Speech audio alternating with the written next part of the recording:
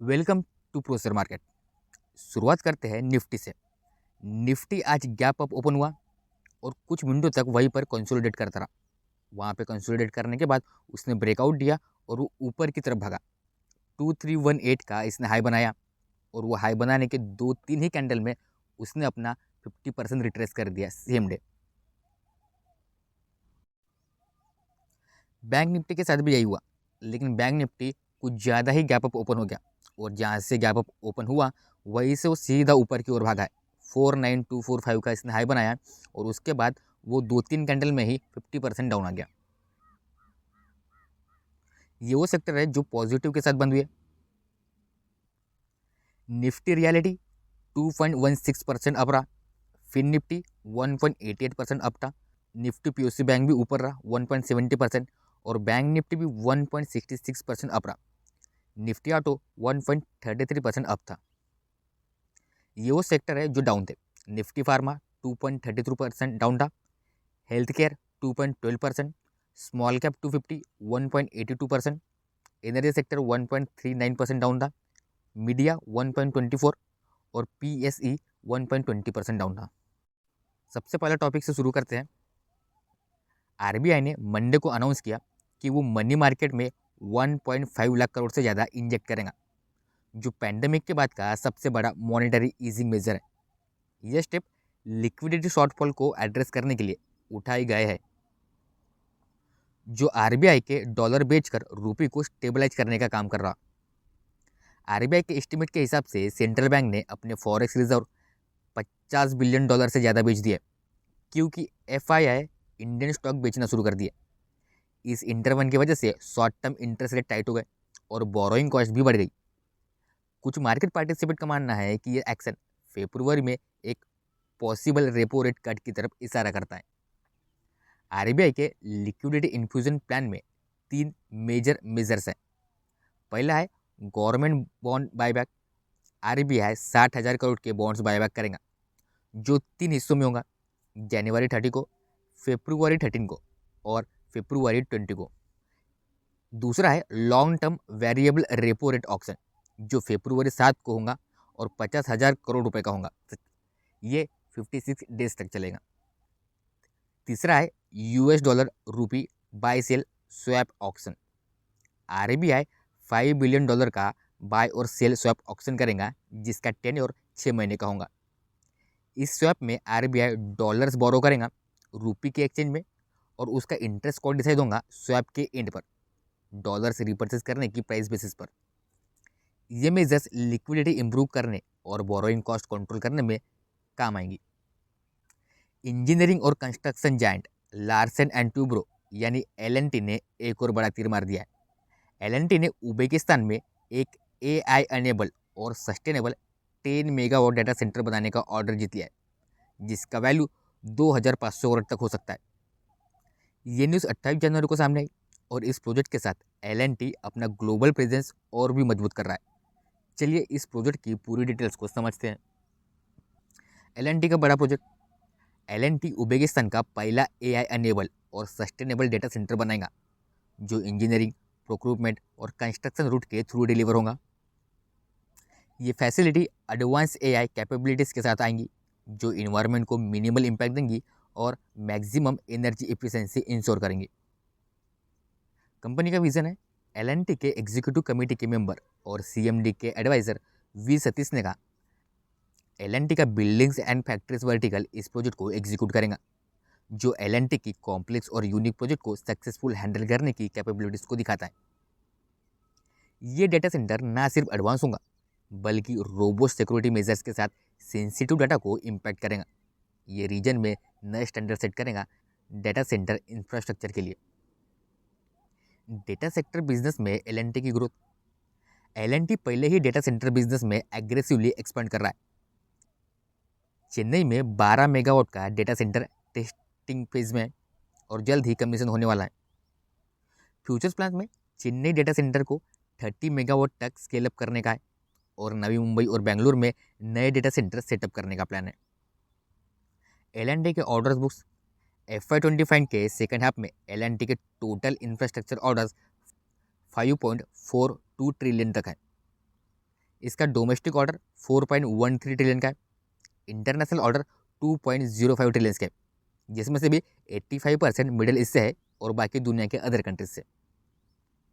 सितंबर quarter तक L&T का order book 5.1 trillion तक पहुंच चुका है, जो लास्ट ईयर से 13% ज़्यादा है। अब बात स्विगी की करते हैं। स्विगी का शेयर जो 52 वीक लो पर पहुंच चुका है, अब ये स्टॉक IPO प्राइस के पास ट्रेड कर रहा है और जनवरी में लगातार सेलिंग प्रेशर देखने को मिल रहा है इस स्टॉक में। स्विगी के शेयर में बड़ी गिरावट भी हुई। स्विगी के शेयर्स जनवरी 28 को 5% गिरकर 389 तक पहुंच गया था, जो IPO प्राइस के नीचे है। इसका IPO का प्राइस 390 रुपीज़ था। दिसंबर 2024 के रिकॉर्ड हाई 617 से अब तक ये स्टॉक 37% गिर चुका है। जनवरी के 20 ट्रेडिंग सेशन में से 13 दिन स्टॉक में गिरावट देखने को मिली है। जनवरी में अब तक ये स्टॉक 26% गिर चुका है, जबकि दिसंबर में 15% का राइज किया था। स्विगी का कंपीटिटर जोमेटो का भी कुछ वैसा ही हाल है। स्विगी के शेयर पर जोमेटो के दिसंबर क्वार्टर रिजल्ट का बुरा असर पड़ा है। जोमेटो के कोर फूड डिलीवरी बिजनेस में स्लोडाउन दिखा। जोमेटो ने अपने क्विक कॉमर्स ऐप ब्लिंकिट में इन्वेस्टमेंट बढ़ाने की बात की, जिसका गोल 2000 डार्क स्टोर जल्दी अचीव करना है। लेकिन ब्लिंकिट अभी लॉस मेकिंग है, जो मार्केट सेंटिमेंट और इन्वेस्टर कॉन्फिडेंस को हर्ट कर रहा है। स्विगी के फाइनेंशियल अपडेट भी अभी पेंडिंग है। स्विगी ने अब तक अपने दिसंबर क्वार्टर रिजल्ट अनाउंस करने का डेट रिवील नहीं किया। एनालिस्ट का कहना है कि इंटेंस कंपटीशन के कारण स्विगी के ग्रोथ और प्रॉफिटेबिलिटी पर असर पड़ रहा है। अब बात करते हैं इंडिया के मेजर पोर्ट्स की परफॉर्मेंस की, कार्गो वॉल्यूम्स, ग्रोथ और चैलेंजेस क्या है। शुरू करते हैं भारत के 12 मेजर पोर्ट्स की परफॉर्मेंस के बारे में, जो सेंट्रल गवर्नमेंट के अंडर है। दिसंबर में इन पोर्ट्स ने 72.2 मिलियन टन्स का कार्गो हैंडल किया, जो 3.22% का ग्रोथ दिखाता है। लेकिन यहाँ पे एक इंटरेस्टिंग ट्विस्ट है। आयरन ओर और कोल के गिरते वॉल्यूम्स के बीच कंटेनर ट्रेड काफ़ी तेज़ी से बढ़ रहे हैं। आखिर ये बदलाव क्यों हो रहा है और पोर्ट्स का फ्यूचर कैसा दिख रहा है, चलिए समझते हैं। आयरन और कोल वॉल्यूम्स की गिरावट। थर्मल कोल का वॉल्यूम 12% टोटल कार्गो का हिस्सा है, लेकिन ये दिसंबर में सिर्फ 8.7 मिलियन टन रहा, हल्का सा गिर गया। कुकिंग कोल का वॉल्यूम 4% से गिरकर 2.9 मिलियन टन हो गया। बाकी कैटेगरीज का कोल वॉल्यूम लगभग आधा होकर 2.5 मिलियन टन तक आ गया। आयरन और वॉल्यूम्स में 31% की बड़ी गिरावट देखी गई। कंटेनर्स ट्रेड की तेजी। कंटेनर वॉल्यूम्स जो फिनिश गुड के ट्रेड को रिप्रेजेंट करता है और टोटल कमोडिटीज़ का एक क्वार्टर है, 17% बढ़कर 17.4 मिलियन टन हो गया। 2024 के शुरुआत से कंटेनर प्राइसेस वोलेटाइल रहे और ट्रेडर्स को स्टेबल सप्लाई चेन बनाने में स्ट्रगल फेस करना पड़ रहा है। डिलीवरी वर्ल्ड कंटेनर इंडेक्स जो मेजर शिपिंग लेन्स के फ्राइट के रेट्स को ट्रैक करता है, 11% से गिरकर $3,445 पर 40 फुट कंटेनर हो गया। 2024 और 25 का ओवरऑल परफॉर्मेंस देखें, अब तक 2024 और 25 में मेजर पोर्ट ने 620 मिलियन टन का कार्गो हैंडल किया है, जो 2.7% का ईयर ऑन ईयर ग्रोथ है। लेकिन क्रूड ऑयल वॉल्यूम्स जो मेजर पोर्ट के कार्गो का 20% है, थोड़ा डिक्लाइन हुआ है। फर्स्ट 3 क्वार्टर्स में crude oil cargo 124 million ton रहा, जो पिछले साल से 0.3% कम है। अगर पोर्ट वाइज परफॉर्मेंस देखें तो पहले नंबर पे है दीनदयाल पोर्ट अथॉरिटी। 2023-24 के स्लगिश परफॉर्मेंस के बाद अब ये सबसे ज़्यादा कार्गो हैंडल करने वाला पोर्ट बन गया। ओवरसीज कार्गो 12% बढ़कर 98 मिलियन टन हो गया। पिछले साल की पुअर परफॉर्मेंस का एक बड़ा reason non basmati rice export बन गया बैन था। पिछले साल की पुअर परफॉर्मेंस का एक बड़ा reason non basmati rice export था। दूसरे नंबर पर है Kolkata ports.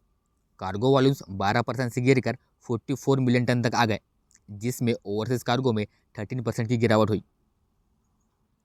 Visakhapatnam port, overseas cargo 2% गिर गया, लेकिन कोस्टल कार्गो मूवमेंट में तेजी देखी गई है। और आज की सबसे बड़ी खबर है आनंद राज की, जो 20% तक डाउन हो गया आज। आनंद राज के शेयर जो 20% लोअर सर्किट पर लॉक हो गए और इसका कनेक्शन चाइना की एक डिस्ट्रप्टिव AI स्टार्टअप डीपसीक है। डीपसीक ने ना सिर्फ ग्लोबल टेक स्टॉक को हिला कर रख दिया, बल्कि एनवीडिया जैसे बड़े प्लेयर्स की मोनोपोली को भी चैलेंज कर दिया। जनवरी 28 को आनंदराज के शेयर्स 20% गिरकर 534 रुपये पर लॉक हो गए। आनंदराज एक रियल एस्टेट कंपनी है, लेकिन इसने अपने सब्सिडरी आनंदराज क्लाउड के थ्रू डेटा सेंटर और एआई ड्रिवन सॉल्यूशन सेक्टर में एंट्री की है। जुलाई 2024 में गूगल के साथ पार्टनरशिप के बाद ये सब्सिडरी और प्रोमिनेंट हो गई। ये पार्टनरशिप एआई पावर्ड सर्विस के जरिए इंफ्रास्ट्रक्चर एफिशिएंसी, प्रोडक्टिविटी और सिक्योरिटी बढ़ाने के लिए की गई थी। डीपसीक का इम्पैक्ट। डीपसीक एक लो कॉस्ट एआई स्टार्टअप है। अपने फ्री एआई असिस्टेंट के जरिए मार्केट में धमाका कर दिया। ये स्टार्टअप यूएस टेक जायंट जैसे एनवीडिया और माइक्रोसॉफ्ट की मोनोपोली को डिस्टर्ब कर रहा है। डीपसीक का मॉडल ना सिर्फ लो कॉस्ट है, बल्कि इसका परफॉर्मेंस भी इम्प्रेसिव है। इस वजह से सिर्फ एक हफ्ते के अंदर डीपसीक ने एप्पल ऐप स्टोर पर ओपन एआई के चैट जीपीटी को डाउनलोड्स में पीछे छोड़ दिया। ग्लोबल टेक स्टॉक का भी बुरा हाल हुआ। डीपसीक के राइज के बाद एनवीडिया के शेयर 17% गिर गए, जो यूएस हिस्ट्री का सबसे बड़ा single day market cap erosion है। सिर्फ एनवीडिया ही नहीं, बल्कि ब्रॉडकॉम जैसे सेमीकंडक्टर प्लेयर्स और एनवीडिया जीपीयू पर डिपेंडेंट कंपनी जैसे डेल, एचपी और सुपर माइक्रो कंप्यूटर भी बड़े लॉसेस फेस कर रहे हैं। ये सारी गिरावट एक डोमिनो इफेक्ट की तरह डेटा सेंटर और एआई ड्रिवन कंपनीज तक पहुंच गई, और इसका असर आनंदराज जैसे प्लेयर्स पर भी पड़ गया। अपर इंडस्ट्री शेयर में भी 20% की गिरावट हुई है Q3 रिजल्ट के बाद। अपर इंडस्ट्री के शेयर जो Q3 FY 2025 रिजल्ट के बाद सीधे 20% लोअर सर्किट पर लॉक हो गए। कंपनी का प्रॉफिट 20% गिर गया, लेकिन रेवेन्यू में 17.7% का ग्रोथ देखने को मिला है। जनवरी 28 को अपर इंडस्ट्री के शेयर्स 20% गिरकर 7,172 के लोअर प्राइस पर बंद हो गए। ये गिरावट तब आई जब कंपनी ने अपने Q3 FY 2025 के रिजल्ट अनाउंस किए। प्रॉफिट 175 करोड़, जो 19.7% ईयर ऑन ईयर डिक्लाइन है। इबिटा 7.1% गिरकर 401 करोड़ हो गया, लेकिन रेवेन्यू में 17.7% का ग्रोथ हुआ, जो 4,716 करोड़ तक पहुंच गया। डोमेस्टिक और एक्सपोर्ट बिजनेस का परफॉर्मेंस। डोमेस्टिक बिजनेस स्ट्रॉन्ग रहा, 31.8% का ग्रोथ दिखाया, लेकिन एक्सपोर्ट बिजनेस का रेवेन्यू कंट्रीब्यूशन 40.7% से गिरकर 33.5% तक आ गया। कंपनी का कहना है कि एक्सपोर्ट के चैलेंजेस धीरे धीरे कम होंगे।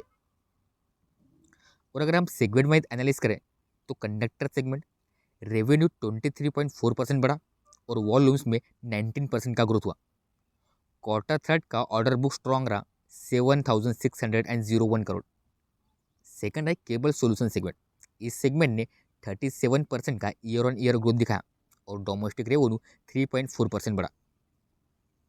थर्ड है स्पेशलिटी ऑयल सेगमेंट। रेवेन्यू में 0.6% की हल्की सी गिरावट आई, लेकिन वॉल्यूम 4.8% बढ़े। इन सब में मैनेजमेंट का क्या कहना है?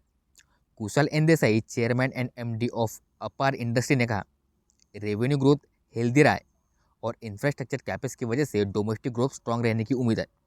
एक्सपोर्ट के हेडविंड्स धीरे धीरे कम होंगे और फ्राइट कॉस्ट अब सॉफ्ट होता जा रहा है। मार्जिन पर प्रेशर चाइना के कम्पिटिटिव प्राइस और एक्सपोर्ट डिमांड की कमी की वजह से, लेकिन एनर्जी इंफ्रास्ट्रक्चर स्पेस में हम लॉन्ग टर्म वैल्यू क्रिएट कर रहे हैं। तो दोस्तों ये था आज का वीडियो। अगर आपको ये वीडियो इन्फॉर्मेटिव लगा हो तो चैनल को सब्सक्राइब करें और वीडियो को लाइक करें।